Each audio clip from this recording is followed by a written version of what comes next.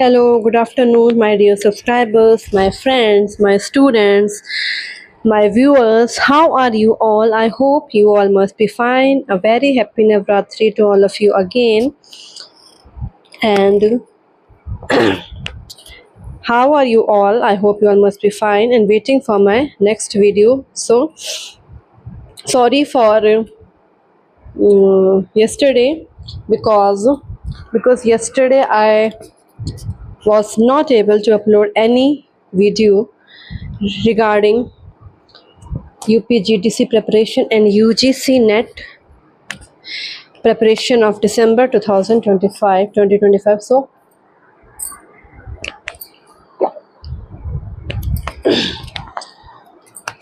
कल मैं कोई वीडियो अपलोड नहीं कर पाई, उसके लिए I am very sorry. But आज क्योंकि संडे को मैंने सैटरडे का जो भरपाई थी वो पूरी कर दी थी और कल नहीं कोई क्लास हो पाई, तो उसकी भरपाई मैं आज पूरी कर दूंगी। जितनी ज़्यादा हो सकेगा क्लास ले लूँगी, ठीक है। लाइव सेशन भी होगा और क्लासेस भी होंगी। तो ये एक बार स्टार्टिंग से रिवाइज कर लेते हैं। Human development and family studies unit 1 है यूपी जीडीसी प्रिपरेशन की। और आप सभी से ये रिक्वेस्ट है कि अगर आपको ये वीडियो अच्छा लगता है तो आप प्लीज़ लाइक, शेयर, कमेंट ज़रूर किया कीजिए ताकि मुझे मोटिवेशन मिल सके। और इस वीडियो को लास्ट तक देखिएगा, क्योंकि ये अगर आप लास्ट तक नहीं देखेंगे, बीच से ही आप स्किप कर लेंगे या स्किप कर करके देखेंगे तो ये आपके लिए बेनिफिशियल नहीं होगा। क्योंकि इसमें जो भी आपको मैं नोट्स वगैरह और जो भी समझाऊंगी वो आपको पूरा उसको समझने के लिए आपको इसको लास्ट तक बिना स्किप किए हुए देखना पड़ेगा। और अगर आप इस चैनल पर न्यू हैं तो प्लीज़ सब्सक्राइब करके बेल आइकन ज़रूर प्रेस कर दीजिएगा ताकि आपको मेरे वीडियोस के नोटिफिकेशन सबसे पहले मिल सकें। So let's start today's topic which is human development and family studies unit 1। और ये यूपीपीएससी जीडीसी के जो का जो सिलेबस है और उसके अभी फॉर्म भरे जा रहे हैं। 6 अक्टूबर लास्ट डेट है, तो उसका ये सिलेबस है। और ये मैं संडे को इसको मैं एक यूनिट स्टार्टिंग में थोड़ा सा मैंने आपको एक वीडियो अपलोड किया था, लेकिन कल कुछ वीडियो अपलोड नहीं हो पाया, तो इसको रिवीजन कर लेते हैं, ठीक है। तो फिर से रिवीजन कर लेते हैं। ह्यूमन डेवलपमेंट क्या होता है, सबसे पहला जो टॉपिक है उसका है human development and family studies unit है। और उसके अंदर जो पहला टॉपिक है वो है introduction and concept of human development. तो ह्यूमन डेवलपमेंट क्या होता है, मानव विकास वो एक ऐसी प्रक्रिया होती है। Human development is the process of spreading opportunities and abilities to live healthy, long and meaningful life. तो मानव विकास, ह्यूमन डेवलपमेंट को मानव विकास कहते हैं। एक ऐसी प्रक्रिया होती है जिसमें कि मनुष्यों को अवसर प्रदान किए जाते हैं उनकी अच्छे स्वास्थ्य के लिए, अच्छे जीवन के लिए, और उनका जो लंबा होने के साथ साथ उनका जीवन एक कुछ मीनिंगफुल हो, यानी किसी के काम आ सके, ठीक है। Focuses on building human through education, health and empowerment. और इसमें ये ध्यान दिया जाता है कि जो भी मनुष्य हैं, जो भी चिल्ड्रन हैं, उनका विकास इस तरह से हो कि वो अच्छी शिक्षा प्राप्त करके अच्छा उनका स्वास्थ्य रहे और उनका सशक्तिकरण, यानी कि वो अपने पैरों पर खड़े हों और दूसरे मनुष्यों को भी वो कुछ ऐसा रोजगार प्रदान कर सके। तो ये मनुष्यों मतलब जो बच्चे होते हैं, बालकों को इस तरह से तैयार करना कि वो अच्छी शिक्षा प्राप्त करके उनका स्वास्थ्य अच्छा रखना, उनको पोषण अच्छा मिले और वो किसी दूसरे पर निर्भर ना रहें। Then it involves creating conditions which allow individuals to make choices and freedom. Enjoyment includes equality, sustainable living, productivity and participation in the society, ठीक है। उनको इस तरह की परिस्थितियां उनके सामने पेश करना जिससे कि वो अपना खुद स्वतंत्र होकर अपनी इच्छा अनुसार कोई भी काम कर सकें, ठीक है। और इसमें जो समानता है वो शामिल हो, और सतत यानी कि जो हमारा जीवन है वो लंबा हो, ठीक है, लंबे समय तक हमारा जीवन चले, प्रोडक्टिविटी उत्पादकता अच्छी हो और सोसाइटी समाज में हमारा जो भूमिका है, पार्टिसिपेशन है, वो हम अच्छे से कर सकें। फिर इसका मतलब होता है लाइफ स्पैन डेवलपमेंट, यानी जीवन काल, संपूर्ण जीवन काल का विकास। ये जो मनुष्य होते हैं, ह्यूमंस होते हैं, उनकी प्रक्रिया होती है जिसमें physical encompasses physical cognitive psychosocial changes of conception to death, ठीक है। इसमें आता है फिजिकल यानी कि शारीरिक, कॉग्निटिव यानी मानसिक, साइकोसोशल मनोसामाजिक बदलाव जो होते हैं मनुष्य के जीवन में जीवन काल से पूर्ण, यानी कंसेप्शन, जैसे ही एक स्त्री गर्भ धारण करती है, ठीक है, उसके वो प्रेग्नेंट होती है, प्रेगनेंसी से लेकर और उसके प्रेगनेंसी जब स्टार्ट हो जाती है तो जन्म पूर्व जो विकास होता है, जो विकास माँ के गर्भ में रहकर जो शिशु है जन्म लेने से पहले पूरा करता है, वो कंसेप्शन, वो प्रीनेटल डेवलपमेंट कहलाता है, ठीक है। तो वहाँ से लेकर पूरा डेथ तक जो हमारा बदलाव होते हैं मनुष्य के जीवन में, वो इसमें आ जाते हैं। Refers to economic and social approach, focuses on expanding individual skills and capabilities, freedom and health, ठीक है। इसमें इसके साथ साथ ये आर्थिक और सामाजिक पहल होती है उस पर भी फोकस करता है, ठीक है। इंडिविजुअल्स, जैसे पहले मैंने बताया, फ्रीडम, हेल्थ, इस तरह से फोकस करता है उनकी क्षमताएं बढ़ाने के लिए। और जो ह्यूमन डेवलपमेंट का कंसेप्ट है वो इंट्रोड्यूस हुआ था 1990 में। इकोनॉमिस्ट थे एक महबूब उल हक और नोबेल पुरस्कार विजेता अमर्त्य सेन के द्वारा 1990 में मानव विकास का जो संकल्पना है, जो ये इन्होंने ही दिया था, ठीक है। फिर ह्यूमन डेवलपमेंट के 4 पिलर्स होते हैं, 4 pillars of human development, 4 pillars of human development ये होते हैं। इक्विटी, सस्टेनेबिलिटी, जैसे मैं बताया, इक्विटी का मतलब होता है निष्पक्षता, इक्वालिटी होती है समानता, इक्विटी होती है निष्पक्षता, जिसमें निष्पक्ष रूप से हम काम कर सकें, न किसी को पक्षपात के बिना, यानी कि स्त्री को पुरुष से नीचे, पुरुष से कमतर आंकना और इस तरह से उनको ज़्यादा, पुरुषों को ज़्यादा, लड़कों को ज़्यादा माहौल, ज़्यादा सुविधाएं देना, लड़कियों को कम सुविधा देना, उनकी शिक्षा पूरी ना कराना, उन्हें सिर्फ इसलिए एजुकेशन प्रोवाइड करना कि वो विवाह कर सके, उनकी मैरिज अच्छे से हो सके। तो ये सोच के साथ हमें इस तरह से हमारा जीवन सफल नहीं हो पाएगा, क्योंकि अगर एक स्त्री, एक लड़की, एक माँ शिक्षित होती है तो वो पूरे समाज को, पूरे देश को शिक्षित कर सकती है। परंतु अगर ये लड़का को हम शिक्षित करते हैं, एक मैन अगर शिक्षित होता है तो वो सिर्फ खुद ही में शिक्षित, और वो खुद ही शिक्षित होता है, वो किसी और को शिक्षित नहीं कर सकता, किसी और को नहीं बदल सकता, ठीक है। तो इसलिए निष्पक्षता रखनी चाहिए। सस्टेनेबिलिटी, सतत विकास, सततता होनी चाहिए, जिससे कि हमारा जो देश का विकास है वो लंबे समय तक चलता रहे। देन होता है एम्पावरमेंट, यानी सशक्तिकरण, ठीक है। हमें इस तरह से कार्य करना चाहिए, हमारा जीवन ऐसा होना चाहिए कि हम सशक्त बने रहें, ठीक है। हमारी प्रोडक्टिविटी, उत्पादकता, यानी कि हम ऐसा कुछ काम कर सके जिससे और लोगों को भी लाभ हो। देन फिजिकल डेवलपमेंट होता है इसमें, मानव विकास में कॉग्निटिव, साइकोसोशल, लैंग्वेज डेवलपमेंट, जैसे मैंने पहले बताया, ये सब इसमें पढ़ना पड़ेगा आगे आपको।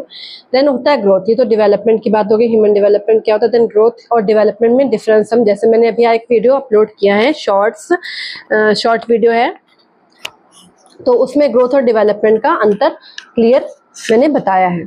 तो ग्रोथ होती है प्रोसेस ऑफ फिजिकल मैच्योरेशन, ठीक है, मतलब जब हमारा शारीरिक अंगों का विकास होता है, शारीरिक अंग बढ़ते हैं और हमारा बॉडी साइज बढ़ता है, हमारी हाइट बढ़ती है, हमारी लेंथ बढ़ती है,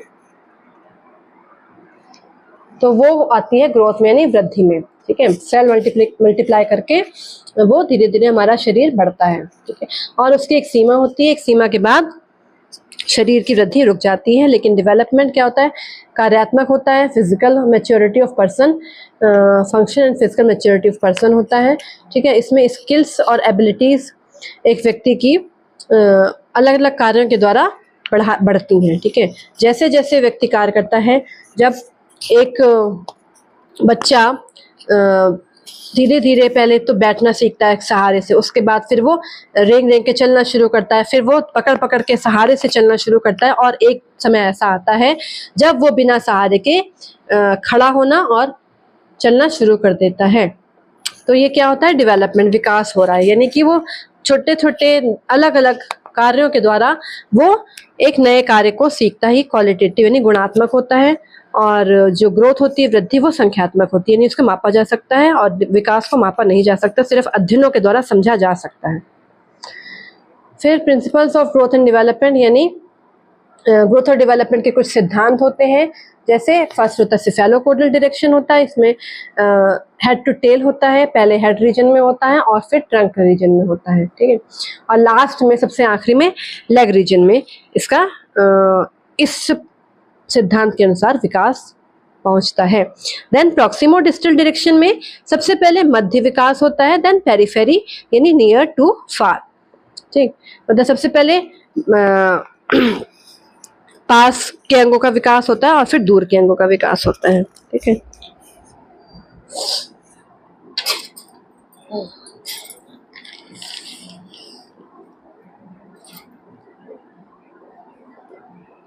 इसके बाद आता है हमारा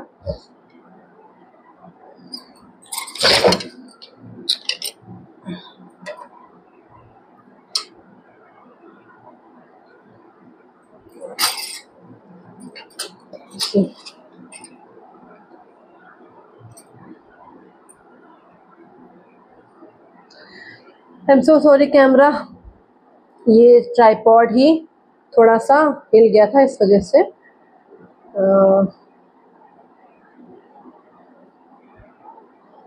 वीडियो में प्रॉब्लम होगी, तो आई एम सो सॉरी इसके लिए। देन होता है आपका प्रिंसिपल ऑफ इंटीग्रेशन, यानी कि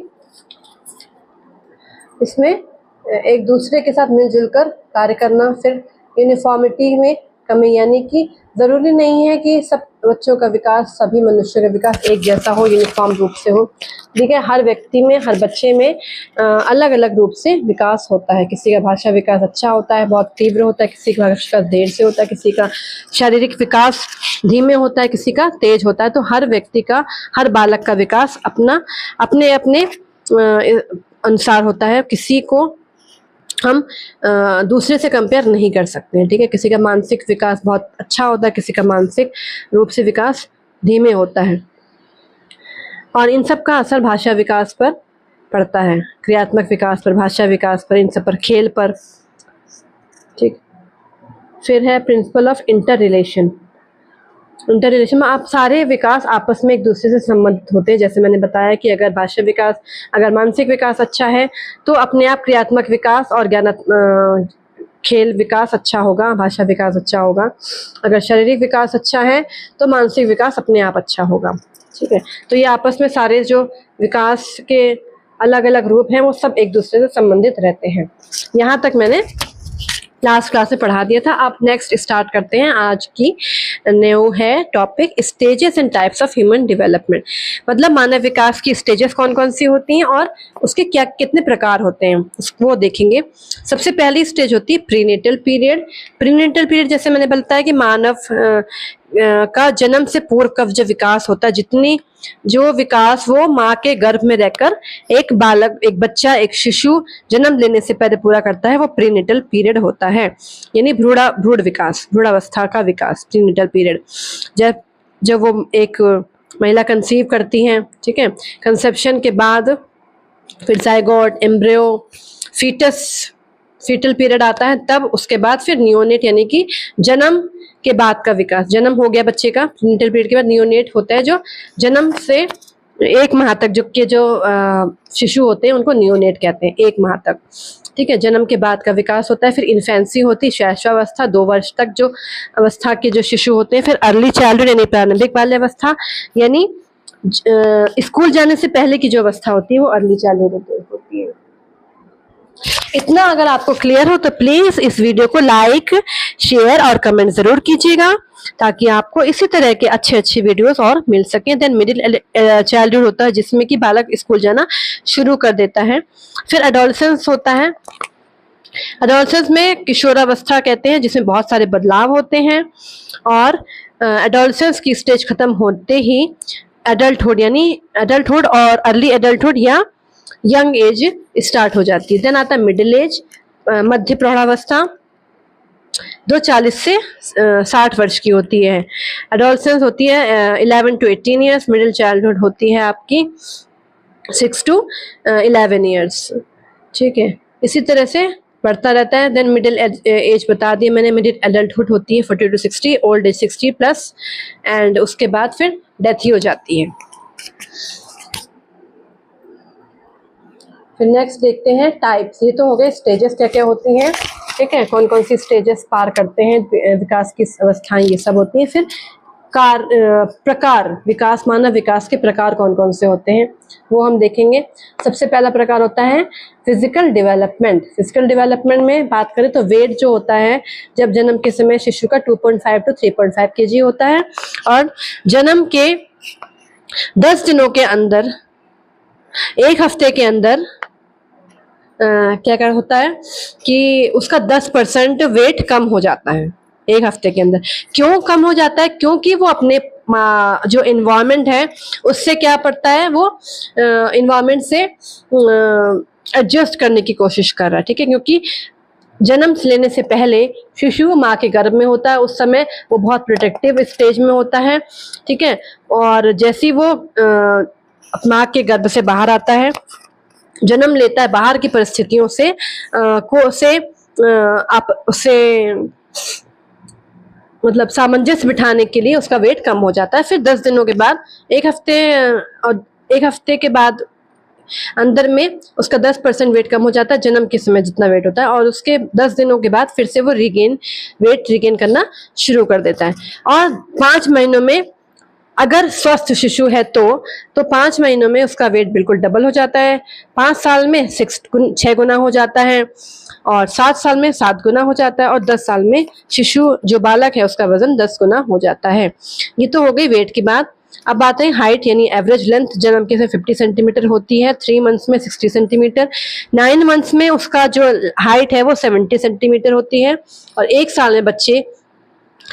साल के बाद बच्चा 75 सेंटीमीटर का हो जाता है। ये आइडियल हाइट्स हैं, जो भी स्टडीज हुई हैं उनकी आइडियल हाइट एंड वेट के बारे में मैंने आपको बताया। फिर इंक्रीज इन लेंथ, मतलब लेंथ में और हाइट में वृद्धि कैसे कैसे होती है। सबसे पहले न्यू बॉर्न होता है 50 सेंटीमीटर, 3 मंथ्स का जो बच्चा होता है वो 60 सेंटीमीटर, 10 सेंटीमीटर बढ़ता जाता है। फिर 9 मंथ्स में 70 सेंटीमीटर का हो जाता है, 1 ईयर में भी 70 सेंटीमीटर का ही रहता है, 2 ईयर्स में प्लस 12 सेंटीमीटर होती है, ठीक है, प्लस होती जाती है। 3 ईयर में +9, अगर 70 सेंटीमीटर 1 साल में है तो 2 साल में कितनी हो गई, 82 सेंटीमीटर। देन 3 ईयर्स में कितनी हो गई, 82 + 9 हो गई आपकी 91 सेंटीमीटर। देन 91 + 7 98 सेंटीमीटर 4 ईयर्स में। देन 5 ईयर्स में होगी 6 सेंटीमीटर, 98 + 6 मतलब 104 सेंटीमीटर, 104 सेंटीमीटर। देन टीथ के बारे में बात करें तो टीथ भी आते हैं, ठीक है। ये तो आपको पता ही होगा कि बच्चे के जैसे बच्चा 6-7 महीने का होता है, 6ठे महीने के बाद उसके दांत आने लगते हैं, ठीक है। दांत आने में बहुत तकलीफ होती है, और लूज मोशन होते हैं, वॉमिटिंग होती है, बच्चा कुछ खा नहीं पाता, बहुत तकलीफ होती है, बहुत ज़्यादा दिक्कत होती है उसको, ठीक है। पेट में दिक्कत और दर्द तो होता ही है, ठीक है। तो जब तक दांत पूरी तरह से अच्छे से बच्चे के नहीं आ जाते तब तक उसको तकलीफ इतनी ज़्यादा होती है, क्योंकि जब कुछ हमारे कुछ भी फॉर एग्जाम्पल समझ लीजिए, जब हम बीज लगाते हैं, ठीक है, बीज लगाते हैं और जब वो बीज मिट्टी के अंदर से फूटता है तो उसको भी तकलीफ होती होगी। उसी तरह से जब माँ के गर्भ में शिशु होता है, वो बाहर निकलता है तो माँ को तकलीफ होती है ना। उसी तरह से जब शिशु के जो मसूड़े होते हैं, मसूड़ों से दांत बाहर आते हैं, एक चीज़ को फाड़ कर, एक चीज़ को धक्का देकर दूसरी चीज़ बाहर निकलेगी तो अब दर्द तो होगा। हम किसी को धक्का देकर कहीं ले जाएं तो दर्द होता है कि नहीं होता है। उसी तरह से ये भी बहुत ज़्यादा तकलीफ होती है और शिशु उसको बर्दाश्त करता है। ठीक है, तो 6 टर्म में इंसाइजर्स होते हैं। 12 to 15 मंथ्स में फर्स्ट मोलर आते हैं। ये टेम्परेरी टीथिंग होती है। परमानेंट टीथिंग आती है 11 साल के बाद। 7 साल 11 साल 11-12 साल तक कंप्लीट पूरी परमानेंट टीथ आ जाते हैं। 15 to 24 मंथ्स कैनाइन्स आते हैं और 24 to 30 मंथ्स में सेकेंड मोलर आ जाते हैं। ठीक, 6 to इंसाइजर 2 to 8 होते हैं काउंटिंग में, और 12 to 15 मंथ में जो फर्स्ट मोलर आते हैं 8 to 12 होते हैं, और उसके बाद 12 to 16 होते हैं, और 16 to 20 होते हैं। ठीक, इतना क्लियर होगा आप सभी को, तो प्लीज़ कमेंट करके ज़रूर बताना, मुझे आपके कमेंट्स का इंतज़ार रहता है। देन हम देखते हैं मोटर डेवलपमेंट। मोटर डेवलपमेंट में क्या मोटर डेवलपमेंट होता है क्रियात्मक विकास। बस मनुष्य जो बच्चे का क्रियाएं करता है, ठीक है, हाथों से, पैरों से, दौड़ना, चलना, उछलना, कूदना, ये fine motor skills, gross motor skills, ठीक है, टिपिकल मोटर स्किल्स, ठीक है, जो शारीरिक, जो हाथ पैरों से जो क्रियाएं करता है, क्रियात्मक विकास, उसी को कहते हैं। ठीक है, और उससे क्या होता है, उसके जो हड्डियां होती हैं वो भी, उनको हड्डियां, बोन्स, मसल्स को कार्य करने की आगे मजबूत होते हैं, क्योंकि वो जैसे ही वो काम करेंगे, शिशु खड़ा होगा, दौड़ेगा, तो उनको मजबूती मिलती है और उन्हें एक तरह से वो काम करने लायक, चलने लायक बनते हैं। ठीक है, तो physical growth and strength of childrens bones, इससे क्या होता है, मजबूती आती है अस्थियों में और मांसपेशियों में। ठीक है, तो उसकी आसपास की जितनी भी उसके सराउंडिंग्स होती हैं उसको छूता है। ठीक है, चल चल के हर चीज़ को हाथ से छूकर मुंह में डालने की कोशिश करना, ये सारा क्रियात्मक विकास में आ जाता है। फिर childs motor development falls into 2 categories. Childs का जो, एक बच्चे का जो क्रियात्मक विकास है वो 2 उसकी कैटेगरीज बताई गई हैं। पहली होती फाइन मोटर और दूसरी ग्रॉस मोटर। फाइन मोटर में होती छोटी छोटी जो वो क्रियाएं करता है, जैसे हाथ से, हथेली से, फिंगर से, पैर से, पंजों से, मुंह से, लिप्स से और टंग से, ठीक है, जीभ से, ये सारी इन सभी अंगों से जब बालक क्रियाएं करते हैं तो उसको छोटे छोटे काम करता है, तो उसको बोलते हैं फाइन मोटर स्किल्स। और ग्रॉस मोटर स्किल्स उन्हें कहते हैं जब बच्चा एक निश्चित पैटर्न पर चलता है। ठीक है, जैसे हेड, नेक, आर्म्स, लेग्स, एक प्रेडिक्टेबल सीक्वेंस होता है आंतरिक अंगों से जो शुरू होता है उसे बोलते हैं टिपिकल मोटर डेवलप, नहीं सॉरी, ग्रॉस मोटर डेवलपमेंट क्या था, muscles development. Muscles developed, muscles जो मांसपेशियां होती हैं वो विकसित होती हैं और वो बच्चों को इस योग्य बनाती हैं। जब मांसपेशियां विकसित होंगी तभी बच्चा कार्य करने योग्य होने का, अपने हाथों को पकड़ के बैठ जाता है, हाथों के सहारे बैठ जाता है, रेंगता है, क्रॉल करता है, क्रॉल मीन्स रेंगना, रेंग रेंग के चलना, ठीक है, घुटनों के बल चलना, उसे क्रॉल कहते हैं। फिर वॉक, धीरे धीरे खड़ा होने की कोशिश करता है, खड़े होकर चलने की कोशिश करता है सहारे से।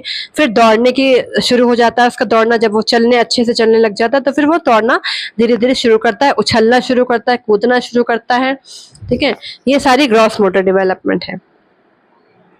फिर टिपिकल मोटर डेवलपमेंट में ये आंतरिक अंगों से शुरू होता है और इसका एक निश्चित सीक्वेंस होता है। ठीक है, ऐसा नहीं कि कहीं से बस, और इसकी शुरुआत होती है सबसे पहले सर से, यानी हेड से, देन नेक, देन आर्म और फिर लेग्स में होता है ये टिपिकल मोटर डेवलपमेंट। देन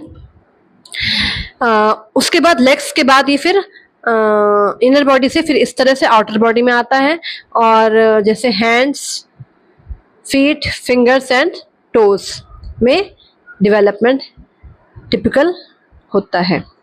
फिर कुछ माइलस्टोन्स होते हैं, यानी मील के पत्थर जिसे कहते हैं, जब हम कहीं पे कहीं पर हम ट्रेवल करते हैं तो बहुत छोटे छोटे हमको पत्थर नहीं दिखते हैं माइलेज जिसमें लिखा होता है इतना किलोमीटर है, इतना किलोमीटर है। उसी तरह से बच्चे के क्रियात्मक विकास के भी कुछ मील के पत्थर होते हैं कि इस अवस्था में इतना उसको विकसित हो जाना चाहिए, इस अवस्था में इतना विकास हो जाना चाहिए, इस अवस्था में इतना विकास होना चाहिए। वो मील के पत्थर होते हैं और वो एक तरह से आइडियल होते हैं जो हर बच्चे पर मतलब हर शिशु के लिए आइडियल होते हैं। और अगर वो उससे कम विकास हो रहा है उसका तो उसको समझा जाता है कि ये स्लो है, ठीक है, ये बहुत ज्यादा शार्प नहीं है, इसका विकास और धीमे से हो रहा है, इसमें कुछ कमी है, ऐसा समझा जाता है। तो 3 मंथ्स में जब बेबी होता है तो वो नेक होल्ड यानी कि अपने जो गर्दन है उसको संभालना सीख जाता है। 5 मंथ्स में रोल ओवर पलटना सीख जाता है। अगर आपके घर में आप कोई छोटा बेबी होगा तो आपको समझ में आ जाएगा, ठीक है। जैसे मेरा जब बेटा था तो वो भी ऐसे 5 महीने में जैसे मैं हर जगह तकिया उसके चारों तरफ आगे पीछे ऊपर 2-2 तकिया रख के जाती थी। और कितनी बार ऐसा हुआ कि 2-2 पिलोज रखी हैं, वो सो रहा है, हम कहीं चले गए किसी काम से बाहर ही बैठ गए कि वो सो रहा है, चलो बाहर चले जाते हैं, थोड़ी देर के लिए बाहर गए तो देखा वो तकिए के ऊपर 2-2 पिलो के ऊपर चढ़ के बिल्कुल रोल ओवर चल के अपने घिसट घिसट के ऊपर तक आ जाता था। मतलब और कितनी बार ऐसा हो कि वो गिर गया पलट पलट के। फिर 6 मंथ्स में क्या होता है, सिट्स अप हिज हर सब with her sits with his her support. 6 महीने में वो अपने हाथों के सहारे से या किसी दूसरे के हाथों के सहारे से बैठ जाता है, ठीक है। अगर उसको किसी पिलो का या कोई उसको सपोर्ट मिल जाए किसी के हाथों का या अपने ही हाथों का तो वो सपोर्ट लेके बैठ सकता है 6 मंथ्स। एंड 8 मंथ्स में क्या होता है, वो विदाउट सपोर्ट बैठ जाता है। 9 मंथ्स में स्टैंडिंग होल्डिंग विद सपोर्ट, खड़ा होना सीख जाता है सपोर्ट के द्वारा। 12 मंथ्स में वो अच्छी तरह से घुटनों के बल चलता है और सपोर्ट से किसी के सहारे से, चाहे टेबल हो चाहे चेयर हो, उसके सहारे से वो खड़ा होना सीख जाता है 12 मंथ्स में यानी 1 ईयर में। और 15 महीने का जब बच्चा होता है तो वो अकेले चलना सीख जाता है, ठीक। Walks alone creep up stairs, और वो सीढ़ियों पर रेंगना शुरू कर देता है, यानी कि सीढ़ियों पर तो वो घुटनों के बल चलता है लेकिन पैदल अगर उसको सीधे सीधे अगर रास्ता तय करना हो तो वो क्या करता है कि खुद बिना सहारे के चला जाता है 15 मंथ्स में। देन होते हैं कुछ माइलस्टोन है इसके, जैसे 18 मंथ में दौड़ना शुरू कर देता है बच्चा। 2 इयर्स में ऊपर नीचे भागना शुरू कर देता है, वॉक्स अप एंड डाउन, मतलब सीढ़ियां हैं तो ऊपर नीचे करता है। 3 इयर्स में ट्राइसिकल जो होती है, ठीक है, उसमें उसकी राइड लेता है, राइड एंजॉय करता है। देन 4 इयर्स में एक पैर पर उछलता है, जैसे कि जो मेंढक होते हैं, फ्रॉग्स तो देखे ही होंगे, फ्रॉग रेस कहते हैं, जो हॉपिंग 1 फुट पे जो हॉपिंग रेस होती है उसको फ्रॉग रेस भी कहा जाता है क्योंकि फ्रॉग भी 1 फुट पर ही चलते हैं। कभी आपने ध्यान से देखा होगा तो जरूर देखना। देन होती है लैंग्वेज डेवलपमेंट आ जाता है इसमें। लैंग्वेज डेवलपमेंट में आपका 1 मंथ में वो जब बच्चा 1 महीने का होता है तो वो साउंड्स के अगेंस्ट कोई भी उसको आवाज सुनाई देती है, चाहे बाहर की कोई आवाज हो या घर के अंदर कोई चिल्ला रहा है तो वो इधर उधर अपना सर घुमाना शुरू, मतलब उसको अलर्ट हो जाता है, चाहे वो सर नहीं घुमा पाता लेकिन वो अलर्ट हो जाता है, ठीक है। आंखों से पता चल जाता है कि वो अलर्ट है। देन 3 मंथ्स में क्या था, कूज यानी कि चिल्लाना शुरू कर देता है, जो का आ ऐसा करना शुरू कर देता है। फिर 4 मंथ्स में वो मुस्कुराना शुरू कर देता है जोर से। 6 मंथ्स में 6 मंथ्स का जब बच्चा होता है तो वो बा माँ पा दा ऐसा बोलना शुरू कर देता है। हमारे यहाँ कहते हैं कि अगर बच्चे ने बोलना शुरू किया, अगर दादा कहता है तो बहुत ही अच्छा होता है दादा कहना। और सबसे पहले लोअर टीथ आना बहुत ही बेस्ट होता है। अगर ऊपर के, क्योंकि अगर लोअर टीथ आते हैं तो उसके किसी का भी स्वास्थ्य को उस बच्चे के दांतों से मतलब किसी को नुकसान नहीं होता, ऐसा कहा जाता है। अब सच और झूठ क्योंकि परंपराएं जो चली आ रही, जो एक बार सुन लिया हमारे पूर्वजों से जो चलता आ रहा है, वही अभी तक हम अपनाए जा रहे हैं, हम बदले ही नहीं है। तो ये कहा जाता है कि अगर नीचे के दांत आते हैं बच्चे के तो बहुत ही अच्छा होता है, और अगर ऊपर के दांत आते हैं तो किसी घर वाले के लिए कुछ अनिष्टकारी होता है, ऐसा कहा जाता है। और लेकिन सच्चाई किसी को भी नहीं पता, बस यही है कि जो पहले से चला आ रहा है, कहता चला आ रहा है, वो सुनते आ रहे हैं, वही हम विश्वास कर लेते हैं। लेकिन उस समय क्या कंडीशन थी ये हम नहीं जानते, किसके लिए ये बात हुई, क्या उस समय कौन था, उस समय क्या कंडीशन थी, ये मैं नहीं जानते। हम बदलते ही नहीं, हम उसी प्रक्रिया पर चले आ रहे हैं और आगे भी ऐसे ही चलता रहेगा अगर हम नहीं बदले तो। सब हमें पीछे छोड़कर आगे निकल जाएंगे। तो अब इस जो पीढ़ियों का जो एक तरह से अभिशाप है या कुछ ऐसा है कि कुछ पहले से चला आ रहा है, उसे हमें अपनी सोच के द्वारा बदलना होगा। 6 मंथ्स का हो गया बादा पास, और 9 मंथ्स बाय सिलेबल्स होते हैं, मामा दादा बोलता है, ठीक है। 9 महीने का जब बच्चा होता है तो दादा मामा ऐसे बोलता है। फिर 12 मंथ्स में 1 से 2 शब्द बोलना शुरू कर देता है, जैसे खाओ, खाना, और जाना, चलो चलो ऐसे बोलना स्टार्ट कर देता है 1 साल का होते ही। फिर जैसे वो 1.5 साल का यानी 18 मंथ्स का होता है तो 8 से 10 शब्द बोलना शुरू कर देता है। फॉर एग्जाम्पल के लिए अगर वो चलना तो शुरू कर देगा, उसको कहीं बाहर जाना है तो बोलता है चलो चलो चलो, घूमना है, और अपने घर वालों का नाम लेना शुरू कर देता है। तो 8 से 10 शब्द इस तरह से वो उसको याद हो जाते हैं, वो लेना शुरू कर देता है नाम। 2 इयर्स का होता है तो 2-3 शब्द नहीं, 2-3 वाक्य, शब्दों के वाक्य बोलना शुरू कर देता है। उसकी एबिलिटी इतना वो योग्य हो जाता है, जैसे घर जाना है, वहाँ दुकान चलो, और आजकल जैसे कि लेस कुरकुरे लेना है, वहां से उसी दुकान से मिलेगा, उससे वहां से लेना, ऐसे इस तरह से 2 साल के बाद बोलना शुरू कर। जैसे बच्चा 2 साल का होता है इस तरह से सेंटेंस के वर्ड, सेंटेंस कुछ 2-3 शब्दों के वाक्य वो बोलना शुरू कर देता है। 3 इयर्स आस्क क्वेश्चन पूछना शुरू कर देता है। क्वेश्चन पूछ के हालत खराब कर दे। जब मेरा बेटा ये 3 साल का पूरा हुआ तो इतने सवाल पूछता था, ये ऐसा क्यों है, ये क्या है, ये यहाँ क्यों है, मतलब अभी भी पूछता है, लेकिन उस समय कुछ ज्यादा ही पूछता था। और 5 साल तक तो उसने मैं बहुत ही ज्यादा परेशान कर दिया क्वेश्चन पूछ के। अभी भी कुछ उसको जिज्ञासा होती तो अभी भी पूछता है, और मैं उसके सवालों का जवाब ही नहीं दे पाती, मुझे समझ ही में नहीं आता कि मैं इसे क्या जवाब दूं। देन 4 इयर्स में से सॉन्ग्स और पोएम, वो गाना गाना शुरू कर देता है। और उसको अगर बच्चे को गाने में इंटरेस्ट है तो वो सिंगर बन सकता है। हमें उसको उसके इंटरेस्ट के हिसाब से ही उसको उसकी इच्छा के हिसाब से हमें उसे इंजॉय करने देना चाहिए, और उस पर अपनी जो इच्छाएं हैं, अपनी अधूरी इच्छाएं नहीं थोपनी चाहिए। अगर बच्चे को गाने में इंटरेस्ट है या पोएम कुछ लिखने में इंटरेस्ट है तो हमें उसकी इंटरेस्ट को सपोर्ट करना चाहिए, उसे मोटिवेट करना चाहिए। देन 5 इयर्स वर्ड्स के मीनिंग बताना शुरू कर देता है। अगर उससे पूछा जाए कि फॉर एग्जाम्पल के लिए कि ट्री क्या है, पेड़ क्या होता है, तो वो बताना शुरू कर देता है, ठीक है। हर चीज का मीनिंग वो बता सकता है कुछ शब्दों का।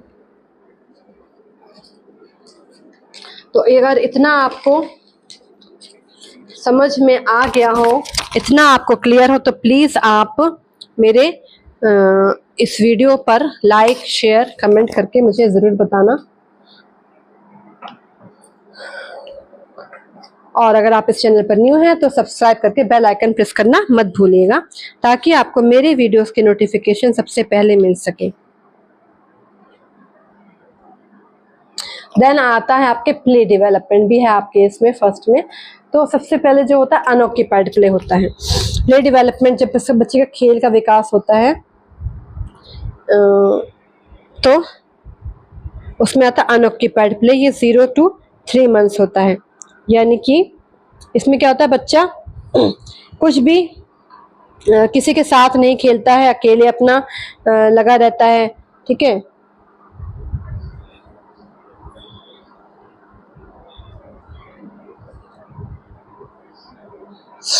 फिर सॉलिटरी अनऑक्यूपाइड प्ले में उतना मतलब कि उसको जैसे वो छोटा ही होता है तो उसको कुछ मुंह में डालना, ठीक है, कुछ उसके हाथ में कुछ भी आ जाए, जब वो बेड में होता है अपने लेटा, उस समय तो 3 में तो बच्चा लेटा ही रहता है, ठीक है, चाहे वो अपने बेड में हो या फिर जो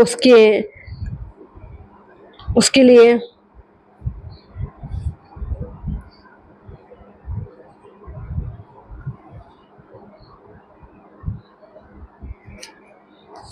इसमें क्या होता है कि बच्चा बेड में ही होता है और अपने धीरे धीरे पलटना शुरू करना, और अपना उसको कुछ हाथ में मिल जाए, कुछ खिलौना उसको दिया जाए तो वो मुंह में डालने की कोशिश करता है। उससे से मतलब उसको कुछ खेलना नहीं होता है, लेकिन वो कोशिश करता है कि मुझे हाथ में कुछ आ जाए तो कि मैं मुंह में डालूं। फिर सॉलिटरी प्ले में क्या होता है, ये होता है 0 to 2 years, जब बच्चा 2 साल का होता है, 2 साल तक का खेल होता है। इसमें क्या बच्चा अकेले खेलता है, किसी का साथ उसको नहीं चाहिए होता है, ठीक है। स्पेक्टेटर प्ले में क्या होता है, बच्चा दूसरों को खेलते हुए देखता है चुपचाप, वो खेलता नहीं है, बस दूसरों को खेलते हुए देखता है और उन्हें ऑब्जर्व करता है, ना उनके साथ खेलता है ना उसे। ये स्टेज ही ऐसी होती है कि वो खाली देखता है और उनकी तरह कोशिश भी नहीं करता, खाली देखता है और घर में आकर बताता है कि आज मैंने ये खेल देखा, लेकिन वो खेलता नहीं है दूसरे बच्चों के साथ। फिर पैरेलल प्ले होता है, इसमें क्या होता है, चाइल्ड जैसे बहुत सारे बच्चे हैं, कहीं बच्चा स्कूल में है, क्योंकि ये जो होती है पैरेलल पे 2+ years होती है, तो ये जो प्ले ग्रुप होता है उसमें 2+ years से बच्चे को स्कूल, जो प्ले ग्रुप्स वाले होते हैं या जो वो जो क्रैशेस होते हैं उसमें बच्चा इस एज ग्रुप में जाता है। तो वो क्या होता है, बच्चा खेलता तो नहीं है, अकेले अकेले खेलता है, बहुत सारे बच्चे एक साथ बैठे होते हैं लेकिन वो किसी के साथ नहीं खेलता, एसोसिएटिव प्ले नहीं करता, सिर्फ दूसरे बच्चों के साथ बगल में बैठकर अकेले खेलता है, ठीक है। ऐसा नहीं कि किसी के साथ खेलना है, बैठते हैं सारे बच्चे लेकिन अपना अपना खुद का गेम खेलते हैं, किसी के साथ जुड़कर नहीं खेलते, ठीक है। देन एसोसिएटिव प्ले होता है 3 years और से 4 years तक का। इसमें क्या होता है, बच्चा दूसरे के खेलते हुए देखता है, दूसरे बच्चों को खेलते हुए देखता है, क्योंकि इस समय वो स्कूल जाना स्टार्ट करते तो दूसरे बच्चों को खेलते हुए देखता है, तो वो उसमें उसको रुचि इंटरेस्ट आता है और वो क्या करता है कि वो भी वहां पर जाता है लेकिन खेलता नहीं है, ठीक है, खेलता नहीं है बल्कि कुछ और काम करता है। जैसे फॉर एग्जांपल के लिए बहुत सारे बच्चे, एक प्लेग्राउंड है, स्कूल में प्लेग्राउंड है, वहां पर खेल रहे हैं, झूला झूल रहे हैं, तो वो क्या करता है, वहां पर जाता है, प्लेग्राउंड में तो जाता है लेकिन वो उन बच्चों के साथ झूला नहीं झूलता, वो कुछ और काम करने लगता है, या दौड़ने लगता है या कुछ और करने लगता है, ठीक है। तो वो रहता तो साथ में, उसमें इंटरेस्ट भी रहता है लेकिन वो करता नहीं है, वो अपोजिट कुछ करने लगता है, जिससे सारे बच्चों का ध्यान उस पर केंद्रित हो, ठीक है। फिर कोऑपरेटिव प्ले होता है। कोऑपरेटिव प्ले में क्या होता है, 4 years से 5 years, 4 years plus. Cooperative play में क्या होता है, इस एज में जब बच्चा पहुंचता है तब वो दूसरों बच्चों के साथ खेलना स्टार्ट कर देता है, उसमें इंटरेस्ट आने लगता है कि वो और बच्चों के साथ खेले, और इस तरह से, क्योंकि इस एज में फिर वो फ्रेंड्स बनाना भी स्टार्ट कर देता है। मिडिल चाइल्डहुड स्टार्ट हो जाता है, मिडिल चाइल्डहुड का स्टेज, ठीक है, अर्ली चाइल्डहुड की अवस्था खत्म होनी शुरू हो जाती है और मिडिल चाइल्डहुड स्टार्ट हो जाता है, ठीक है।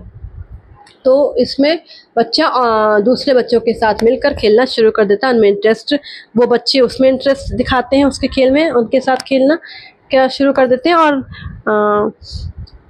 मतलब सारे बच्चे आपस में मिलजुल कर खेलते हैं। तो अगर आपको ये वीडियो कैसा लगा ये मुझे कमेंट करके ज़रूर बताइएगा, और इस चैनल पर न्यू है तो सब्सक्राइब करके बेल आइकन प्रेस कीजिएगा, और लाइक शेयर कमेंट ज़रूर करना, बिल्कुल भी करना ना भूलें। Thank you so much, bye bye, मिलते हैं बहुत जल्द नेक्स्ट वीडियो में, और लाइव सेशन भी होगा, सो लाइव सेशन में मुझसे जुड़ना मत भूलिएगा। Thank you so much, bye bye.